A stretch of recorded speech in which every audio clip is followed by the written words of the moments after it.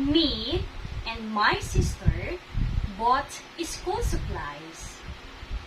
Parang may mali sa sentence. Can you find what it is? Hi everyone! Welcome back to my YouTube channel. I am Freed. Sa video na ito, pag-uusapan natin ang tamang gamit ng 3 cases of pronouns. We have subjective o yung tinatawag nating nominative case. We also have this objective case and possessive case. A personal pronoun is a short word we use as a substitute for the proper nouns. When we say proper nouns, ito yung tiyak or specific na ngalan ng tao, bagay, lugar, o pangyayari. Personal pronouns represent specific people or things. We use them depending on number, person, gender, and case. Now, let's talk about number. When we say number, it refers to singular and plural personal pronouns. When we say singular, ibig sabihin, isa lamang ang subject ng pangungusap. When we say plural personal pronoun, meron tayong dalawa o higit pang subjects ng pangungusap. The word person refers to first person, second person, and third person. Ginagamit natin ang first person personal pronoun kung ako ang speaker sa sentence. Kung ako ang pinag-uusapan sa pangungusap. Say for example, I am talking about my own life experiences. That is when I have to use the singular personal pronoun I. Ginagamit naman natin ang plural first person we if I am together with other subjects. Say for example, my family and I. My classmates and I. My teachers and I. Meaning to say, instead of saying my classmates and I, my teachers and I, my family and I may just use the pronoun we. How about plural second person? Ginagamit natin ang plural second person if you are together with other subjects. Then we have to use the third person plural for the combination of the subjects he, she, and it that makes them they. When we talk about gender, it refers to male, female, and neuter. Ginagamit natin ang personal pronoun he kung ang tinutukoy natin ay male subject. Ginagamit natin ang personal pronoun she kung ang tinutukoy naman natin ay female subject. We have to use the pronoun it kung ang tinutukoy natin na subject ay neuter. Ibig sabihin, those are the subjects that are lifeless or inanimate objects. How about the word case? A case refers to the form a word takes and its function in the sentence. The English language has 3 cases. We have subjective o yung tinatawag nating nominative case. We also have objective case and possessive case. A nominative case or subjective case is an English grammatical case used for a noun or a pronoun when it is the subject of the verb. This means that all these pronouns in the nominative case act as a subject in the sentence. Katulad ng nabanggit ko kanina, we have to use singular, first person I, if I am the speaker in the sentence. Now, let's use this in a sentence. I went to the store yesterday. The question is, who went to the store yesterday? Sino ang nagpunta sa store kahapon? The answer is I. If I am the subject of the sentence and I am the one who performed the action in the sentence, the pronoun I is in the nominative case. Why use the pronoun I? Remember that pronouns are used to substitute the name of the nouns. Instead of saying I, Joyce, went to the store yesterday, I can just say I went to the store yesterday without no repetition of the names in the sentence. The second person personal pronoun you means ikaw lamang ang pinag-uusapan sa sentence or ikaw ang topic ng sentence. Say for example, you gave the person a second chance. Who gave the person a second chance? The answer is you. If the pronoun you acts as the subject of the sentence, ikaw ang pinag-uusapan as a subject in the sentence, therefore, you is considered in the nominative case. Now, why use the pronoun you in the sentence? The pronoun you is used if I am addressing the conversation to you. Say for example, your name is Kim. Instead of saying you, Kim, gave the person a second chance, we can just say you gave a person a second chance. Let's use he, she, and it in the sentence. Mrs. Cruz facilitated the meeting online. Mrs. Cruz is an example of a proper noun. Again, when we say proper noun, we are referring to the specific name of a person who is Mrs. Cruz. Now, when we talk of the function of the word Mrs. Cruz in the sentence, since she is the subject of the sentence, Mrs. Cruz functions as a nominative noun. Instead of saying Mrs. Cruz all the time in the sentences, we can use the pronoun she, since she is used if we are referring to the female subject.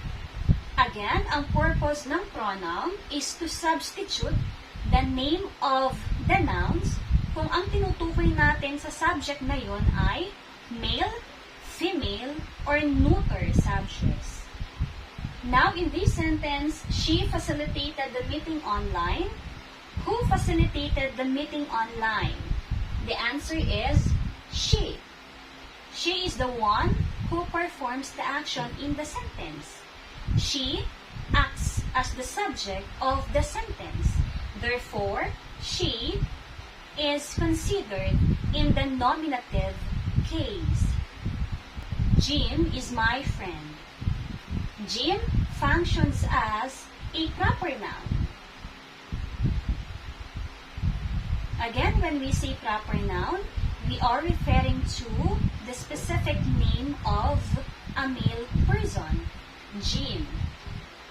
Jim functions as a nominative noun. In this sentence, he is my friend. We use the personal pronoun he because we are talking of the male subject, Jim. Remember that pronoun is used to substitute the name of a person. In this sentence, he is my friend. Who is my friend? He. And who is being referred to as he? It is Jim. Now let's focus in this pronoun. He is the subject of the sentence. Therefore, he is considered a nominative case pronoun. Black is my favorite color. In this sentence, black functions as a nominative case noun. This is a proper noun, a specific name of the color. It is my favorite color. What is being referred to by the pronoun it? That is the word black. The word it functions as a nominative case pronoun. When we talk of a single thing, we have to use the pronoun it.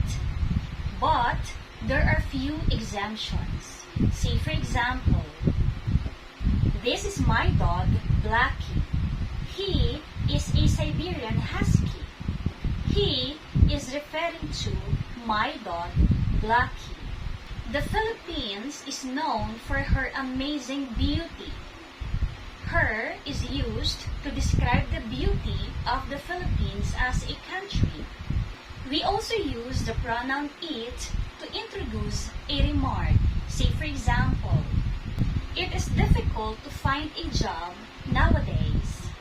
We also use the pronoun it when we talk of time, weather, temperature, and distance. We have to use the first person plural we if I am together with other subjects. Say for example, we decided not to go. Who decided not to go? The answer is we. If the pronoun we acts as the subject of the sentence, therefore, we is considered in the nominative case pronoun. You have to submit your activities. Who am I talking to in this sentence? You is referring to the members of the class. Now, instead of saying you, the members of the class, should submit your activities, I can just address the conversation to the pronoun you. That makes the subject in plural form. Now, in this sentence, you have to submit your activities. Who have to submit the activities? The answer is you. You acts as the subject in the sentence. That is why you is considered in the nominative case pronoun. Ella and Jake are my cousins. Who are my cousins? Ella and Jake. These words belong to proper nouns, a specific name of persons. Ella and Jake functions as a nominative case noun. Now how about in this sentence? They are my cousins. Who is being referred to in the pronoun they? It is for Ella and Jake. In this sentence, we are talking of two subjects, Ella and Jake. That makes it plural subjects. That is why we have to substitute for these two subjects with the use of the pronoun they. Now let's focus in this sentence. They are my cousins. Who are my cousins? The answer is they. The pronoun they acts as the subject of the sentence. That is why this is considered nominative case pronoun.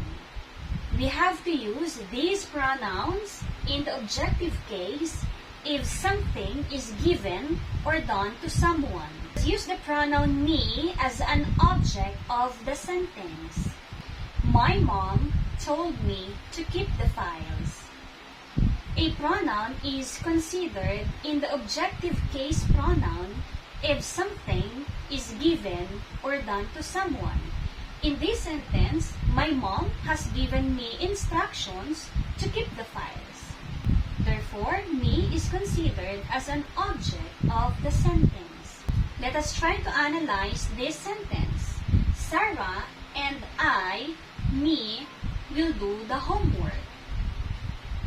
In this this sentence, we have two subjects supposedly. Who will do the homework? Who will act as the subject of the sentence? Should it be Sarah and I or Sarah and me? What is the answer? Okay, the correct answer is Sarah and I will do the homework. Remember that the pronoun I will always be used as the subject of the sentence.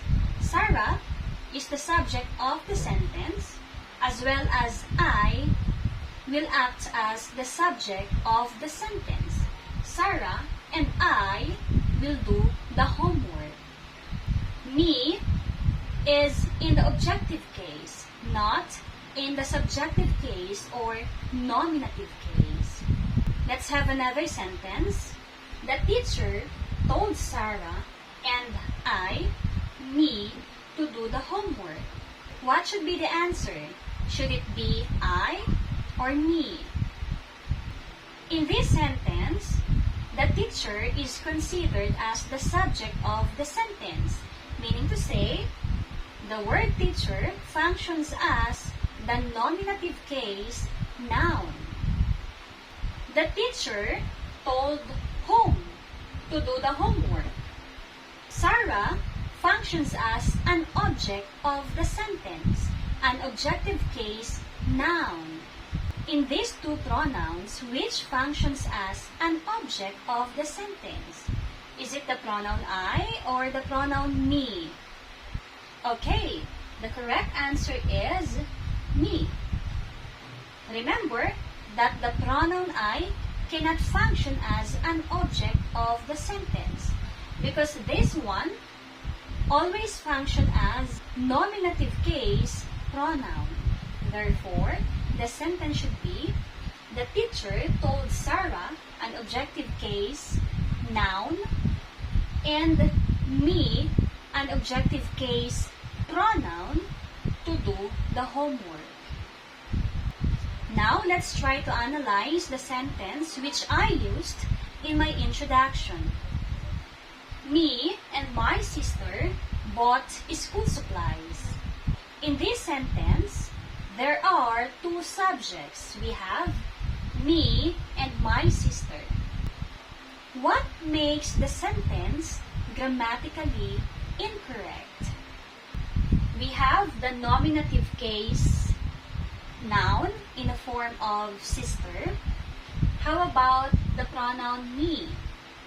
In the English language, we are not using me as a subject of the sentence, nor we are not using me to start or introduce the sentence. So, what should we do? Instead of saying me and my sister, what should be the pronoun to be used instead of me? Okay, we have to use the pronoun I, since the pronoun I always function as a subjective case. Now, should it be I and my sister? Okay, we have to revise the sentence. The sentence should be, my sister and I bought school supplies. The pronoun I should come after the first subject or the first noun. Say for example, my mother and I, my classmates and I, my teacher and I, my family and I. Gamitin natin ang second person, you, as an object of the sentence. I bought you food. I bought the food to whom? The answer is you. Therefore, you is considered an object of the sentence. To make this pronoun in the object of the sentence, you have to remember that there is something given or done to someone. And what is that something? I bought you food. Now let us use the personal pronouns him, her, and object of the sentence in separate sentences. I sent him the letters. Who is being referred to by the pronoun him? Okay, this him is referring to the proper noun Jack, and Jack is a male person. That is why we used the pronoun him. Now the question is, whom did I send the letters? Kanino ko ipinadala ang letters? The answer is him. That is why him functions as an object of the sentence. This him is considered an objective case pronoun. If the sentence goes like this, I sent Jack the letters, then Jack will function as objective case noun. I gave her my word. Who is being referred to by the pronoun her? Okay, that is for Anna. I gave my word to whom? The answer is her. That is why her is considered as an object of the sentence, because there is something given or done to her. And what is that? What did I do to her? I gave her my word. Then, her functions as objective case pronoun. If we use Anna in the sentence, I gave Anna my word, then Anna functions as still an object of the sentence, but becomes objective case noun. You have to fix it.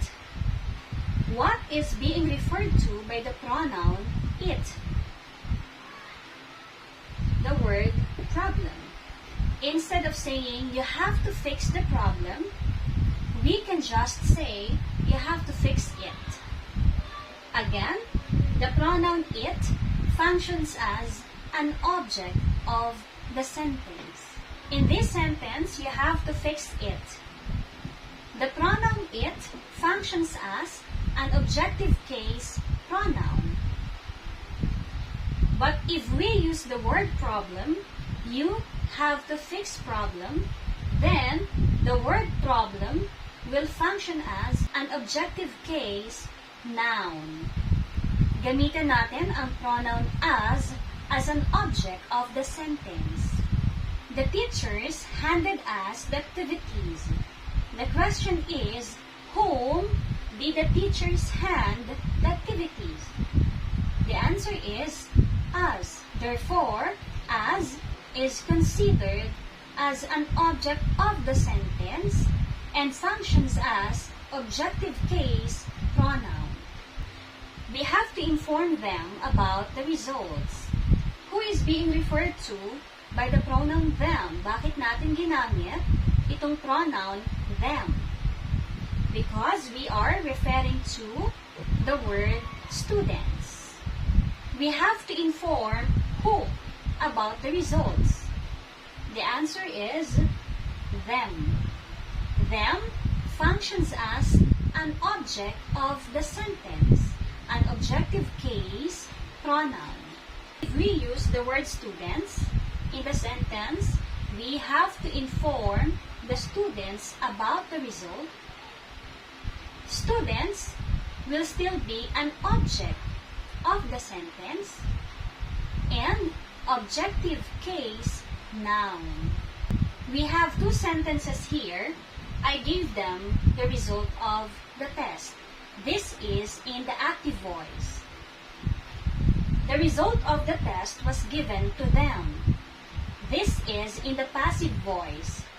Now let's analyze these two sentences. I gave them the result of the test. I gave whom the result of the test. Kanino ko ibinigay ang result ng test? The answer is them. Them is an indirect object. It answers the question for whom or to whom. In this sentence, the result of the test was given to whom?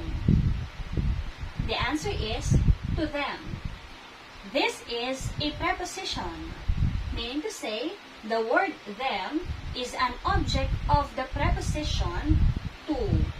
As you have noticed, we have the same concept or message of the sentence.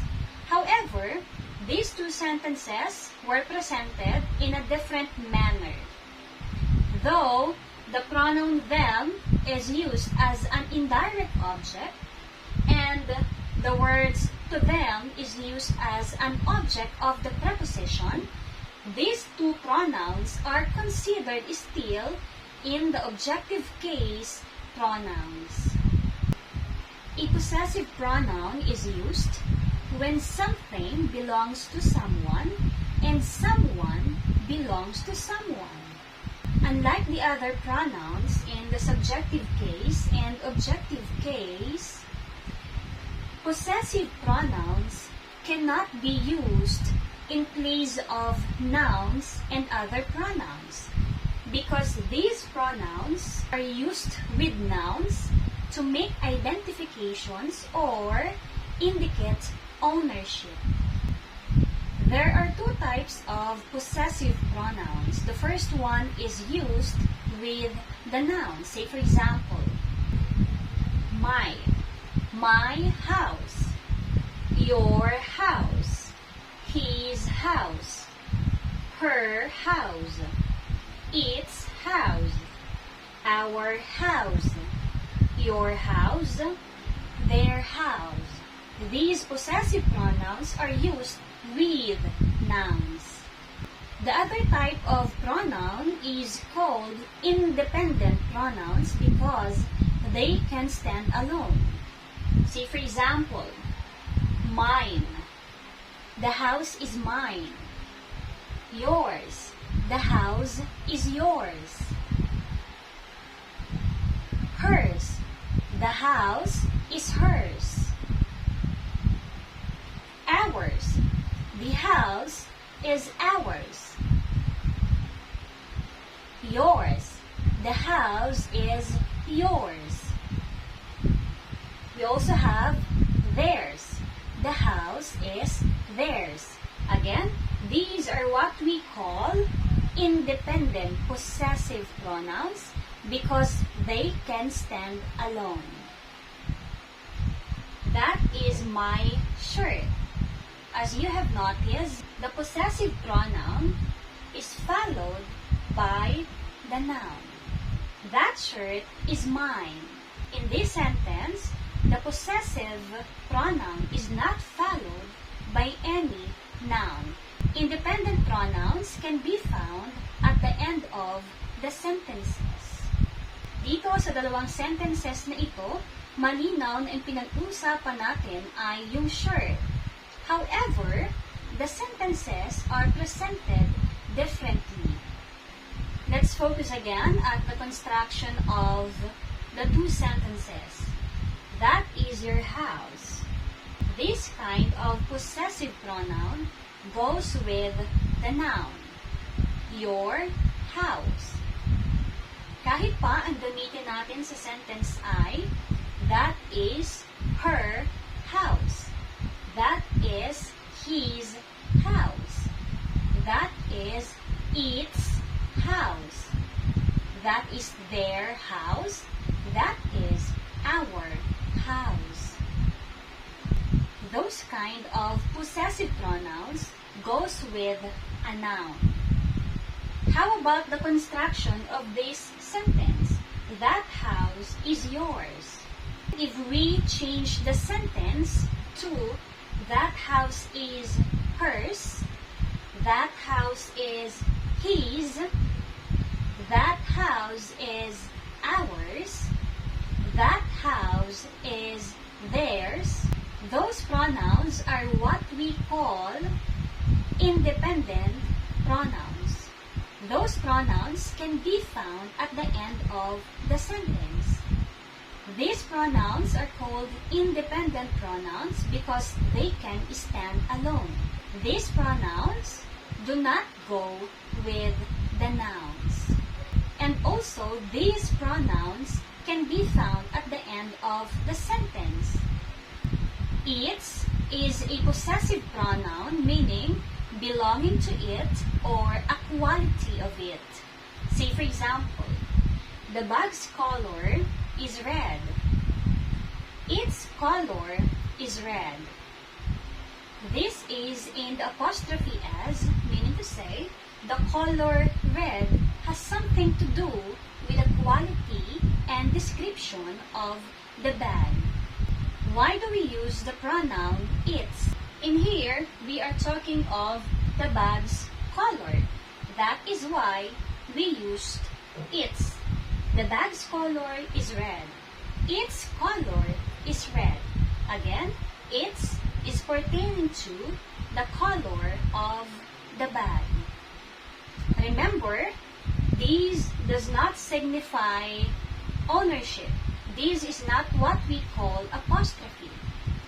This is a contracted form or shortened form of the word it is or it has. Let's use this in a sentence. It's going to rain. It's is the contracted form of it is. As in the sentence, it is going to rain. There is the subject, it, and there is the linking verb, is going.